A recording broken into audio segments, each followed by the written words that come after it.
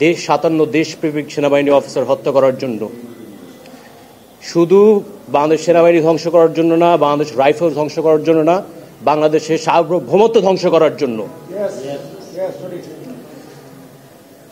পিলখানার ভিতরে, সরি আমি বলতে আমার কষ্ট হয়, যে পরিমাণ মানে আমার বাবা মাকে কেমনে মেরেছে আমি বলতে আমার বুকটা ফেটে যায়। আমাকে অফিসার বলেছিল, বাবা তুমি তোমার বাবা মার লাশ দেখো না, তুমি নিতে পারবা না বাবা। দেখতেই পারি নাই। যে নির্মমতা, যে বর্বরতা আপনারা কল্পনাও করতে পারবেন না। এটা আপনাদের বাবাদের সাথে হতে পারত, আপনার মায়ের সাথে হতে পারত, আপনার মেয়ের সাথে হতে পারত, আপনার ছেলের সাথে হতে পারত। একটাই অপরাধ ছিল তাদের, জানেন কি? তারা বাংলাদেশকে ভালোবাসতো, বাইরের শত্রু থেকে দেশকে রক্ষা করত। আর ওদের ষড়যন্ত্রে আমার বাবা এবং মা এবং বাকি সব অফিসার এটা শিকার, হত্যার শিকার।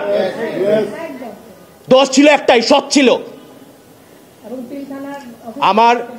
আমি একা একা বড় হয়েছি, 15 বছরে আমার যে পরিমাণ নির্যাতনের সম্মুখীন করতে হয়েছে আপনারা এটা জানেন না। কষ্ট হয়তো বা বলি না।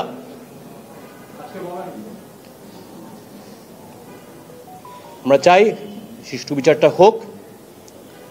15 বছর একা ছিলাম, শুধু একমাত্র আল্লাহ তাআলা ছিল আমার পাশে। আমি বিশ্বাস আমরা বিজয় হব ইনশাআল্লাহ। আর কোন ষড়যন্ত্রকারী আমাদের থামায় রাখতে পারবে না ইনশাআল্লাহ।